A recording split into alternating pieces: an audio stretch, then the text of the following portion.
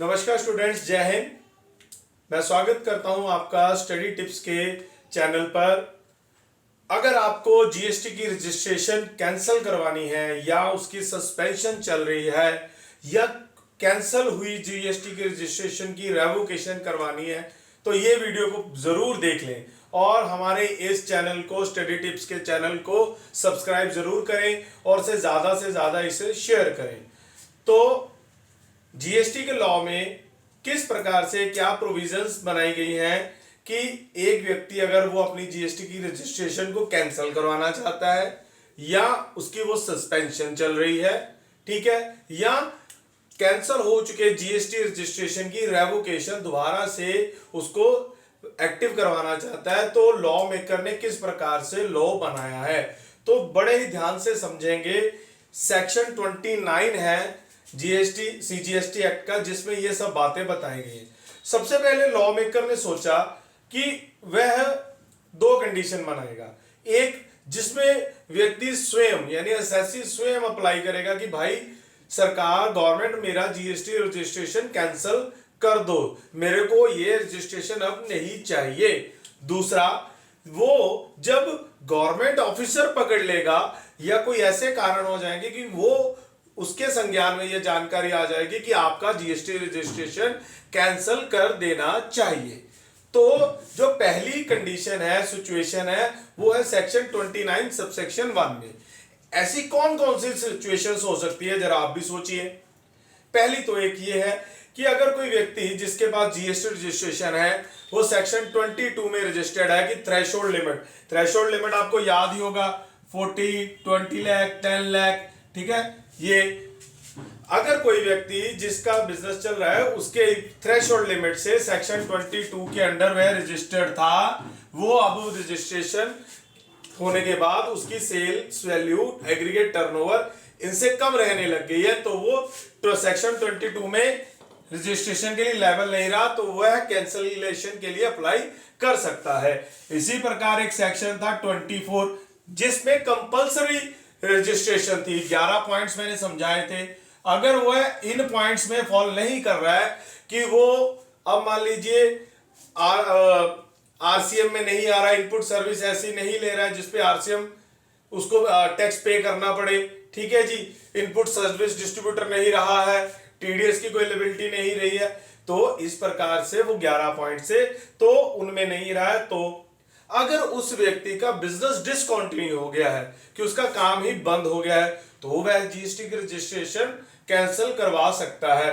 अगर मान लीजिए कंपनी की या उस बिजनेस के कॉन्स्टिट्यूशन में चेंज आ गया है, जैसे कि मान लीजिए कि एक कंपनी थी वो अलग होके दो कंपनी बन गई, डीमर्जर हो गया, या दो कंपनियां थी जिनका अलग था वो इकट्ठे होके एक कंपनी बन गई, तो ये मर्जर हो गया, ठीक है। इसी प्रकार से एक सोल प्रोप्राइटर बिजनेस था, उस बिजनेस के जो जिसके नाम पे वो बिजनेस था उसकी डेथ हो जाती है, तो उसके लीगल हेयर्स वो बिजनेस बंद करना चाहते हैं क्योंकि उसके पैन पे ही वो बिजनेस चल सकता है।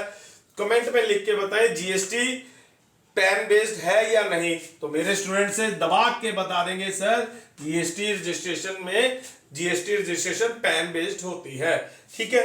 तो मैंने आपको बता दिया कि सेक्शन 22 में नहीं रहा लायबल, 24 में नहीं रहा, बिजनेस डिसकंटिन्यू हो गया है, डीमर्जर हो गया, 4 मर्जर हो गया है, ठीक है जी, कॉन्स्टिट्यूशनल चेंज हो गया, डेथ हो गई है सोल प्रोप्राइटर की, तो ये ऐसे कारण है जिसमें उसका बिजनेस चेंज हो गया। बेसिकली पैन या बिजनेस के चेंज होने पर लॉ ने सोच लिया कि ये कारण हो सकते हैं, तो एक व्यक्ति सेक्शन 29 सबसेक्शन 1 में मैं लिख देता हूं, इन प्रकार के कारणों के कारण कैंसलेशन के लिए अप्लाई कर सकता है, ठीक है जी।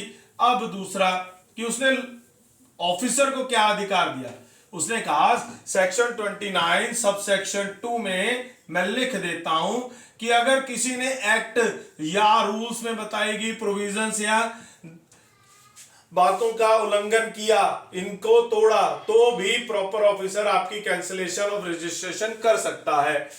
दूसरा, अगर आप अंडर सेक्शन 10 यानी कॉम्पोजिशन स्कीम में हो और आपने 3 टैक्स पीरियड से जीएसटी की रिटर्न्स नहीं भरी है, तो भी आपकी जीएसटी रजिस्ट्रेशन कैंसिल हो सकती है।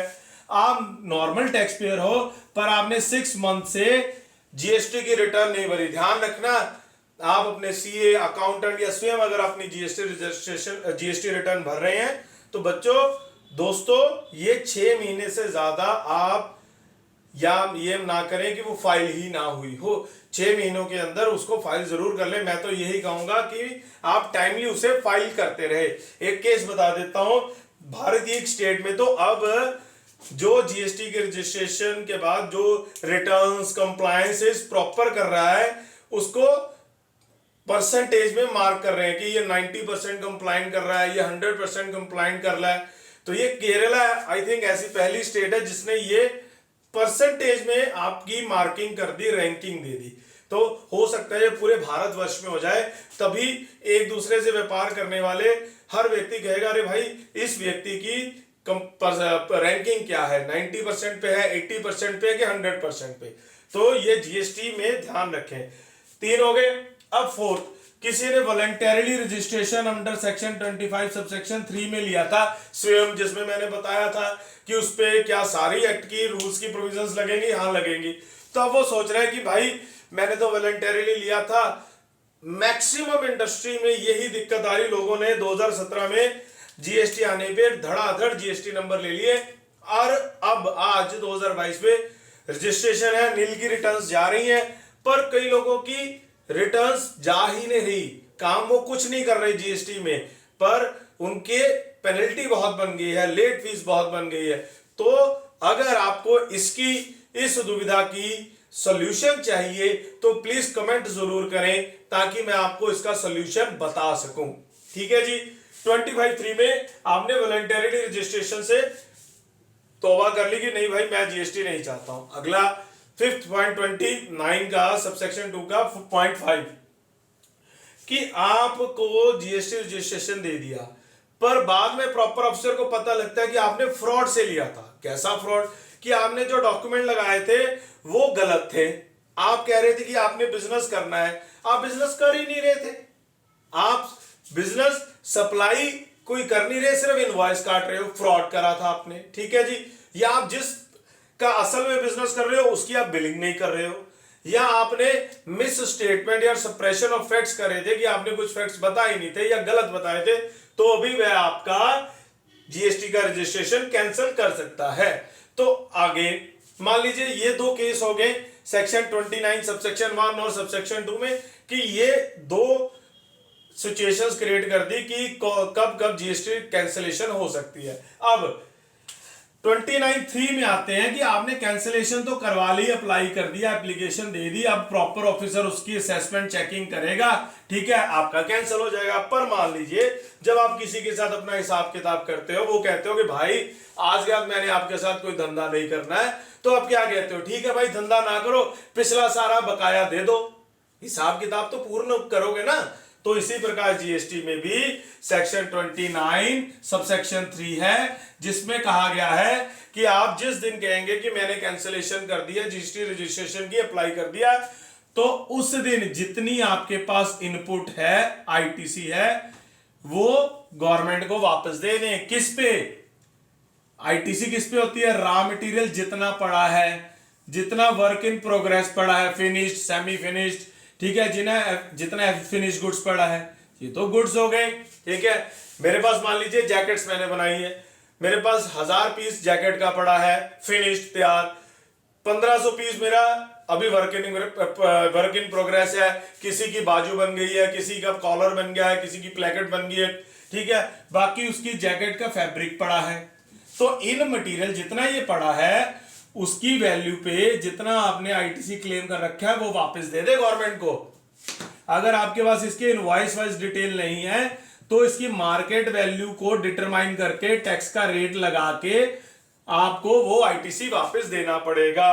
ठीक है सर, तो आईटीसी क्या बच्चों? आपने मेरे को ये बताओ, सिर्फ input of raw material WIP और एफजीपी लेते हो? नहीं ना। तो आप आउटपुट इनपुट किस पे लेते हो? कैपिटल गुड्स पे भी, प्लांट एंड मशीनरी पे भी। तो इस पे भी जितना इनपुट बचा हुआ है वो वापस करना पड़ेगा।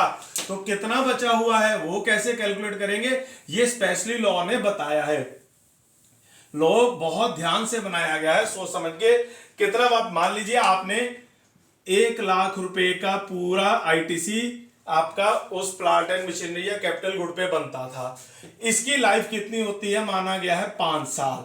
और अगर आपने इसमें से 4 साल निकल गए हैं तो आपने कितने का आईटीसी क्लेम कर लिया हुआ है, 80,000 का। ठीक है, तो कितना बचा, 20,000। तो 20,000 आपको वापस करना होगा, प्लस आईटीसी इनपुट कौन कौन सी, रॉ मटेरियल, WIP, FG, जो ये इसका टोटल आएगा, या जो आपका आउटपुट टैक्स है, जितना आपने टैक्स देना है गवर्नमेंट को, विच एवर इज हायर, कि हायर होगा ना। गवर्नमेंट कहेगी, आप तो स्वयं कह रहे हो कि आपने मान लीजिए 1.5 लाख रुपया देना था आउटपुट पे, कि अभी आपका पेंडिंग था, तो आप मेरे को 1.5 लाख दे दो। अगर आपका आईटीसी सिर्फ 80,000 बनता है, वो रहने दो। ठीक है जी, तो आपको नेट कितना बचा, एडजस्ट करके वो आप मेरे को विच एवर इज हायर, वो आप मेरे को 1.5 लाख पूर्ण दोगे, क्योंकि वो आईटीसी तो आपको मिलेगा नहीं ना। ठीक है जी, तो इस प्रकार से ये हो गया। अगला क्वेश्चन कि ये सबसे इंपॉर्टेंट था पॉइंट। ठीक है, फिर आगे आ गया सेक्शन 29, यहां पे कंप्लीट हो जाता है।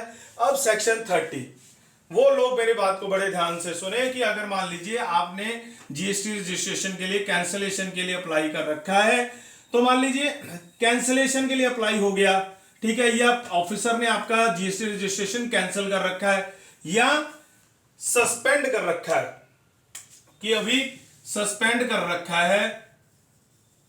ठीक है, तो सस्पेंड के दौरान आप ना तो टैक्स इनवॉइस इशू कर सकते हो, ठीक है, ना किसी से टैक्स कलेक्ट कर सकते हो।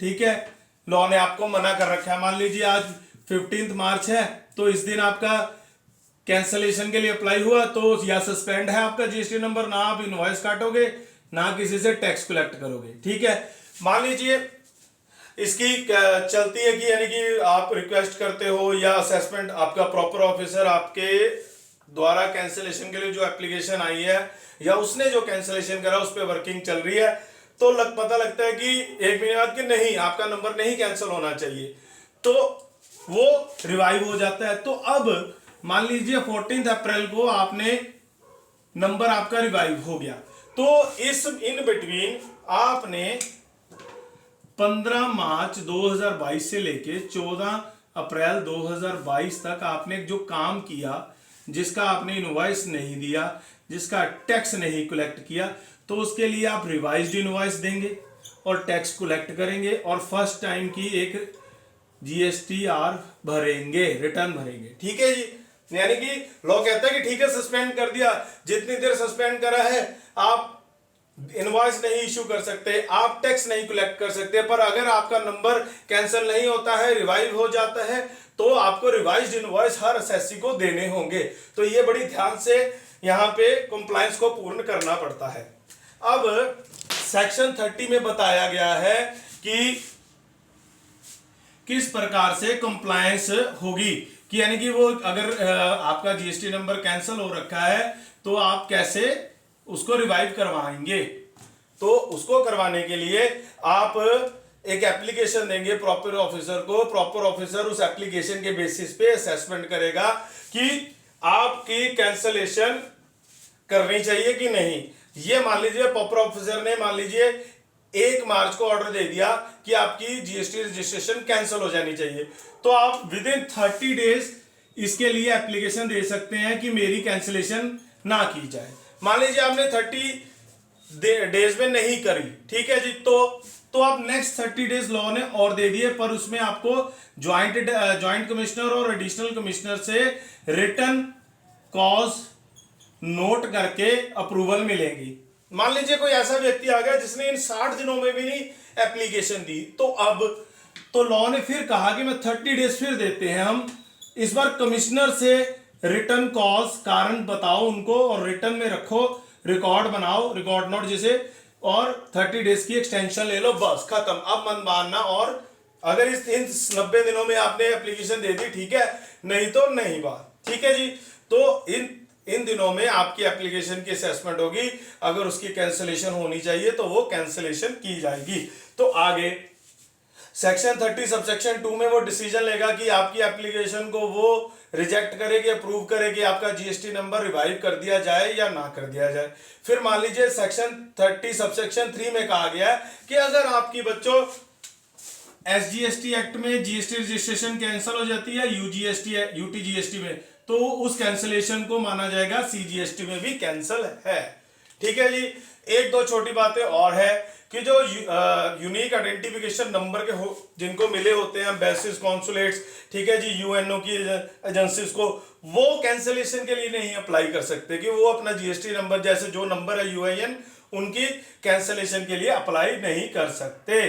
तो स्टूडेंट्स और दोस्तों, आप मुझे उम्मीद है कि आपको आज की वीडियो अच्छी लगी होगी, आपको समझ आ गया होगा कि कब कब आप जीएसटी की कैंसिलेशन के लिए अप्लाई कर सकते हैं या सस्पेंशन पे आपको क्या कुछ करना पड़ेगा, और अगर आपको कैंसिल हुए जीएसटी नंबर को रिवाइव करवाना है तो क्या करना पड़ेगा।